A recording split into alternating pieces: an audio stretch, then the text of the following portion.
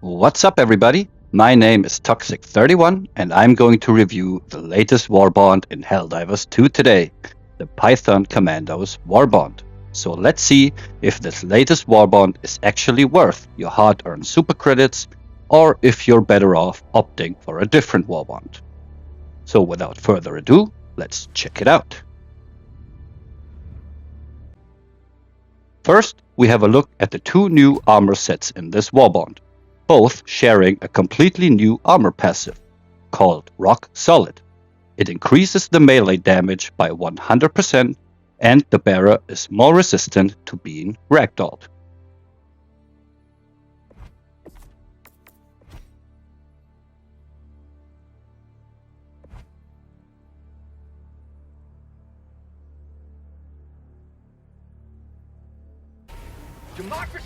And the armor passive is surprisingly good.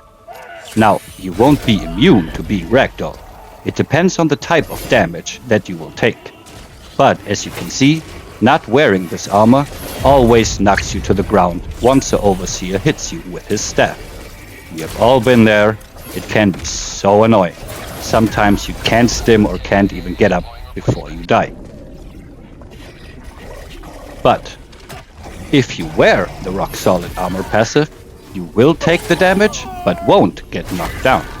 And this is true for a lot of attacks from different enemies, giving you the chance to get out of the way or simply fight back.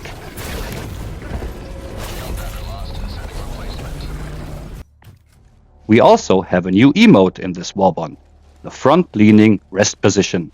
Your Helldiver will perform two-handed push-ups with almost every armor in the game, except if you wear an armor with 100% extra melee damage. Then your Helldiver will perform one-handed push-ups. A really nice little detail.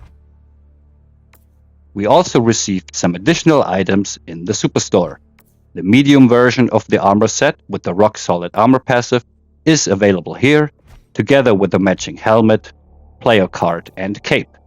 And there is also a new primary weapon, the Double Freedom Shotgun. But more on that later.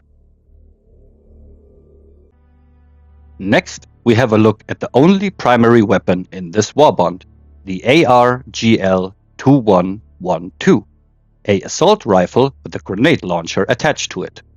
The bullets are light armor penetrating, deal 95 ballistic damage, it has a capacity of 40 rounds, the recoil is only 13, and the fire rate is 650 RPM. The grenades are the same as the ones in the grenade pistol.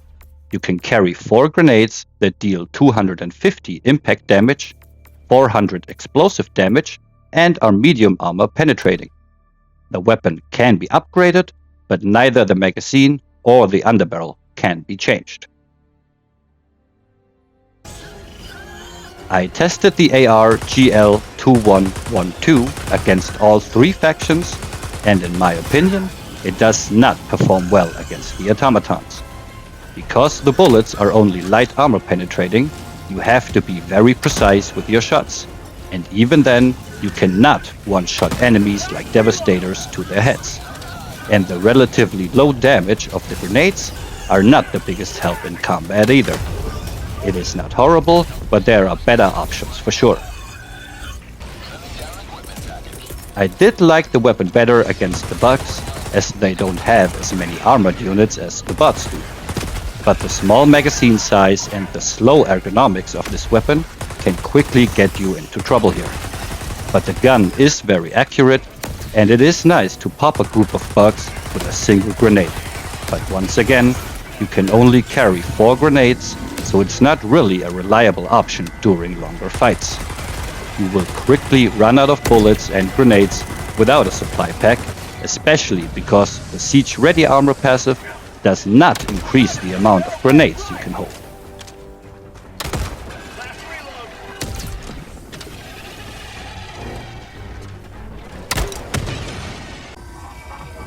The AR-GL-2112 did feel pretty similar against the Illuminate, but I actually liked it the most against this faction. You do have the same problems as against the bugs, meaning you will be reloading a lot and still quickly run out of ammo, but the weapon can take out almost all of the enemies, as armor is not a big factor against this faction. The voteless enemies are often tightly grouped together, so that a single grenade will often take out multiple targets at once. And since we are fighting the Illuminate in cities most of the time, the ammo is not as much of a problem here, because you can always run around and loot some ammo in the streets. And even though it's not an effective way to deal with harvesters, the AR can even take out these annoying tripods. But I really wouldn't rely on it. But knowing that it can work can save your life in a pinch.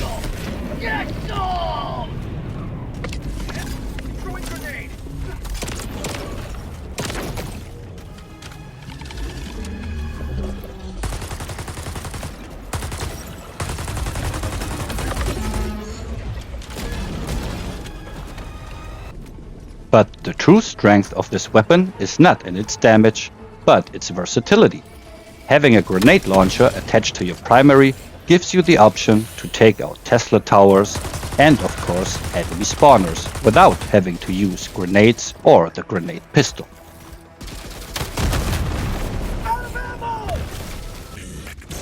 And this is where I think people misunderstand the weapon. People saw the trailer and thought, wow, I can take out heavies with my primary now. And yes, technically, you can take out some of the heaviest enemies of each faction using the grenade launcher. But that is not what this attachment is for, and that is why it is not very effective if it is used that way. I sped up the video here and in a few other parts to show, yes, it is possible to use the weapon in this way, but it's simply not very effective. You're gonna have to keep running around, keep shooting, keep reloading, trying to get to their weak spot because the grenades only have medium armor penetration. So it will take a very long time until a heavy actually goes down. So once again, the grenade launcher of the weapon is not a great tool for combat, but its main use is to free up space for other secondaries or grenades. So you don't have to take the grenade pistol or grenades that take out enemy spawners. So take advantage of its versatility, and you will be happy with this weapon.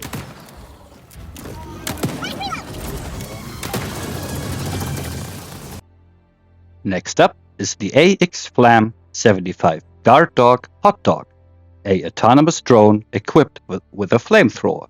And yes, the Guard Dog is exactly that. This new stratagem is, at least if you like the guard dogs in the game, and maybe don't mind getting a little grilled by one of them from time to time, great. It can struggle a bit against the automatons, as it simply lacks the range for some of the engagements, and will take a longer time to ignite the bots, but it's still a lot of fun. The Illuminate don't stand much of a chance against the Hot Dog.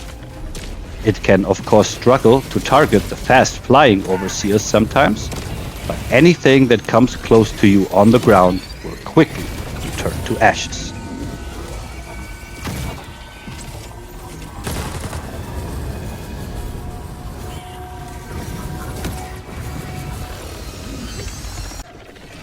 And the same is true on the bug front. The Hot Dog can become a little more dangerous here for yourself or your teammates, simply because some of the bugs will overrun the Helldivers, so the chance to get set on fire is higher. But it's also so effective and, let's be honest, just so cool. But the Hot Dog isn't just very effective against the smaller chaff enemies in the game.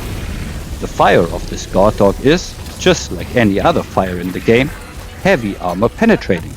And since the Hot Dog is a stratagem, it also benefits from the increased damage from the corresponding ship module upgrade. It is important to know that the Guard Dog will prioritize the smaller enemies first, but once the field is clear, the Hot Dog will not only attack, but actually finish some of the biggest enemies in the game within a single tank. It may take the entire tank to kill a charger or an impaler, but having a Guard Dog that will passively damage and take out heavies while you focus on other threats is simply amazing, and the hot dog has quickly become one of my favorite guard dogs in the entire game. It's strong, it looks incredible, I simply love it.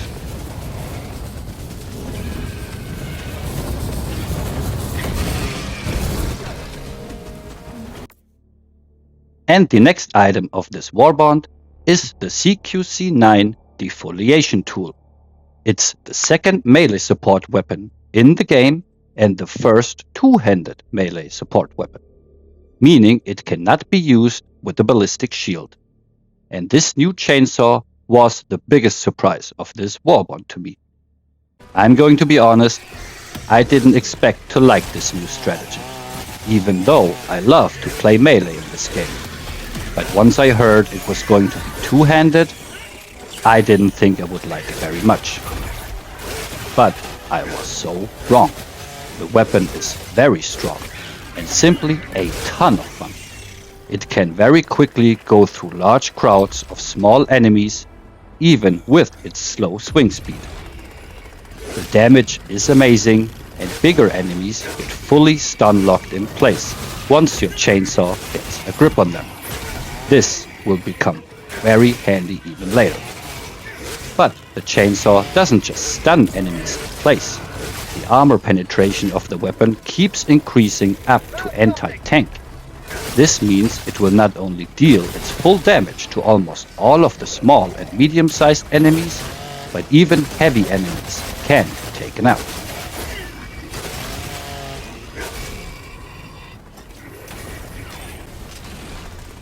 And while it was possible before to use melee weapons against the automatons, it has never been as effective and as much fun as with this new weapon.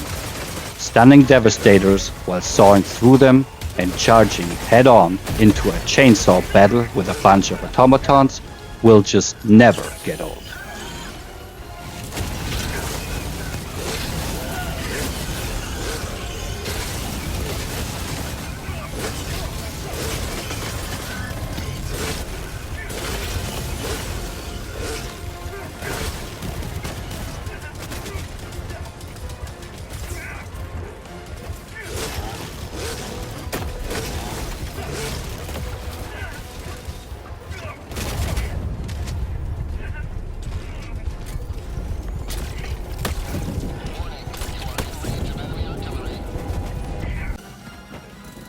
Our new chainsaw also offers more utility than I thought was possible. As the armor penetration keeps increasing, it's actually possible to take out enemy spawners like automaton fabricators. Side objectives like anti-air, the mortar emplacements, or even entire shrieker nests can be destroyed with the defoliation tool. It is of course not the most efficient way to deal with these things, but the fact that it actually works is not only funny, but an awesome addition to the game. This is gardening on the next level.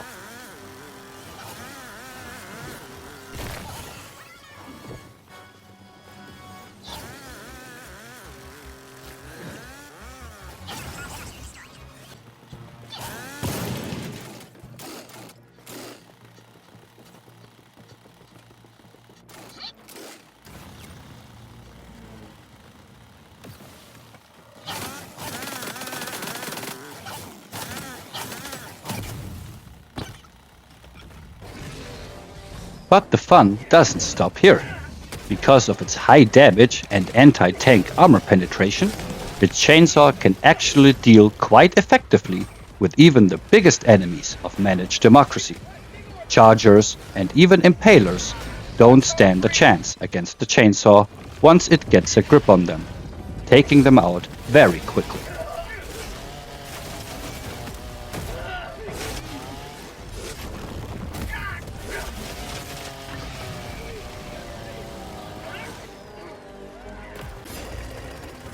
The Illuminate also have no answer for the defoliation tool. Flash mobs might not get fully stunned, but the high damage of our new weapon will take care of them quickly. You might get hit once or twice or have to dodge them here or there, but you can still take them out pretty easily.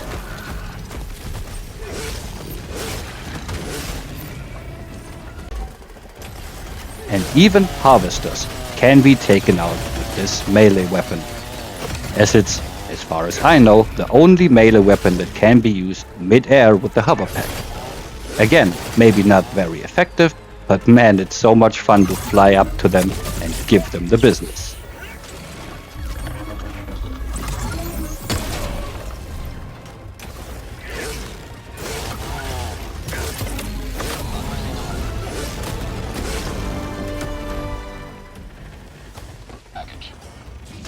But what surprised me the most was how much fun I had using this melee weapon against the automatons. Now, using a melee weapon against a heavily armored, long-range enemy faction might not sound like a very good idea, and, well, it's not. But not only does it works really well. And it is just so much fun and feels so satisfying to take out some of the heaviest enemies in the entire game in melee combat. It doesn't matter if it's a Hulk, a tank, or even a War Strider. Once the chainsaw gets a grip on them, they are done. And for the first time in a very long time, we can even take out factory striders with melee again. I have missed doing this since a very long time, since it was nerfed months ago, and I'm so glad that it's back. Again, not very efficient, but simply so much fun and incredible that it works again. Thank you, Arrowhead.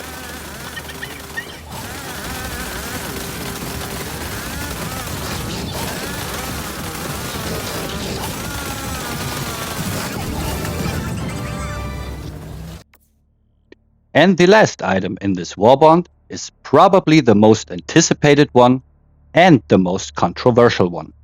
The M1000 Maxi Gun, a belt-fed minigun which has been on the community's wishlist for a very long time.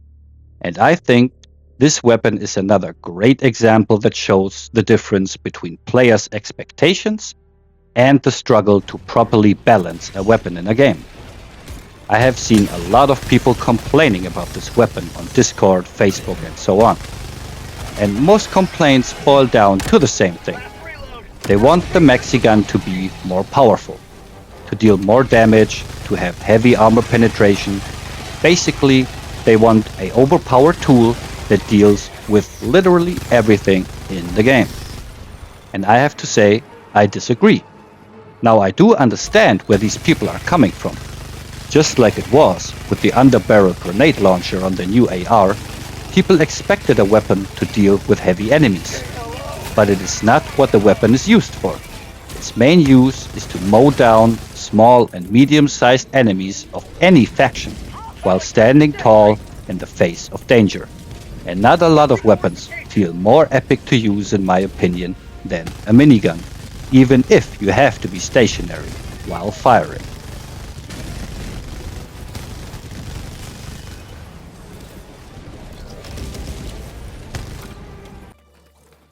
The M1000 Maxi Gun also offers some utility, as it is able to take out enemy structures such as spore spewers or laser sentries.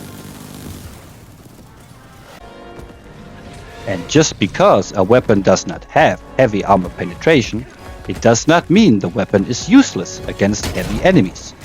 The minigun might not be the easiest weapon to use against enemies like chargers or impalers, but it can still be very effective, and it feels even better if you pull it off.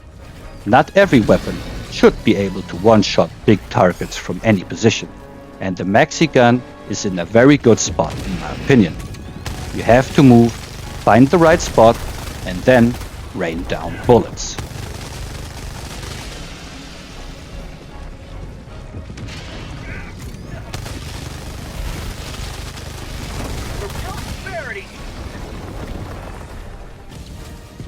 The weapon can struggle a bit against the automatons though, in my opinion. While you can of course quickly take out their small and medium enemies, being stationary in the open against this faction quickly gets you ragdolled all over the place. But even heavies, like Hulks and even tanks, will quickly be destroyed if you hit their weak spots.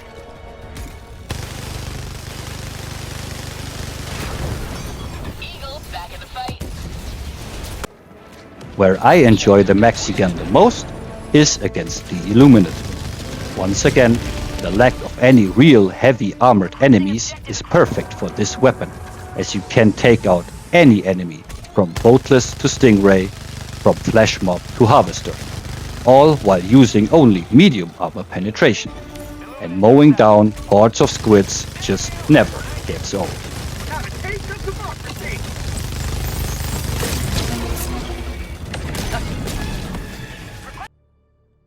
And for the end of this already way too long video, we have a look at the new DBS2 Double Freedom Shotgun. A double-barrel shotgun that has two different firing modes, either firing one shell that deals 840 damage, or the volley mode that will fire both shells at the same time. And with its medium armor penetration, the weapon is, on paper, one of the strongest primaries in the entire game. And the weapon truly is very strong. But if you try to use it as your primary weapon, you will quickly get overrun by the small chaff enemies of each faction. While the weapon can one-shot Overseers to the head and even penetrate through Voteless, hitting multiple targets at once, the fact that you have to reload after every 2 shots and be very precise makes this weapon less ideal for crowd control. Say hello to democracy! The weapon did feel a lot better against the automatons though, as the weapon is very precise, the medium armor penetration comes in very handy, and it can be used on longer ranges as well. But the damage drop off after only a few meters is extremely noticeable and can lead to some frustrating moments, where you one-tap an enemy at close range and suddenly need multiple shots for the same enemy type standing just a little in the back. And while this is of course a trademark of all the shotguns in the game, the low ammo count and very high damage at close range makes the damage drop off feel worse compared to other shotguns here.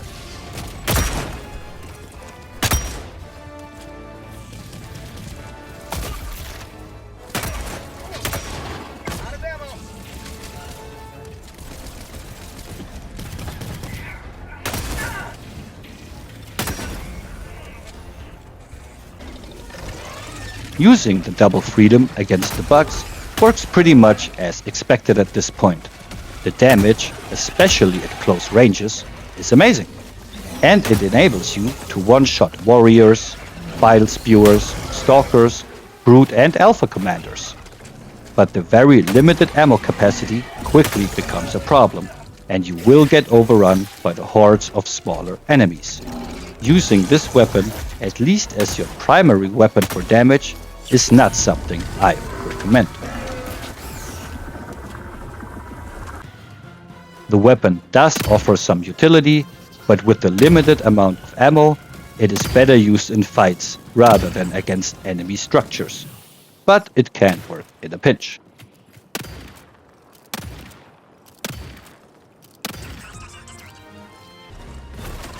But where this weapon can really be a lot of fun is when you build your loadout around it. For example, pairing this weapon with something like the Stalwart and stun grenades not only gives you great crowd control, it also gives you the option to use the double freedom against the weak spots of heavier enemies, taking down enemies like chargers or even impalers in just 2 volley shots. Once again, not the most effective way to deal with larger enemies, but it can be very satisfying to hit those shots with your primary weapon.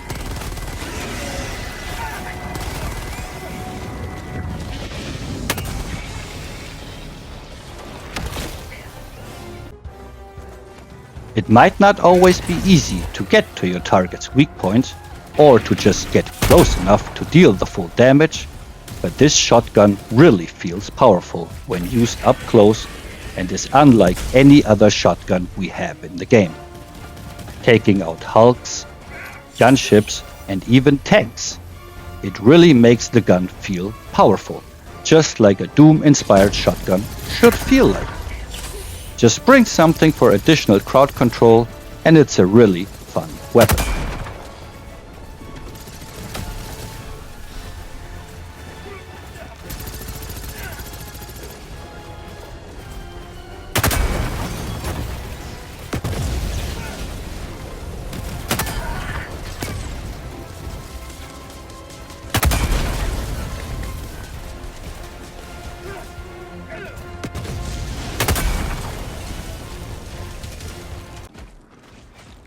Using the double freedom shotgun against the bigger targets on the Illuminate front also felt very satisfying. Flash mobs will go down with just a few volley shots, and even stingrays can be shut down with just 2 quick volleys, if you are fast and accurate enough, of course.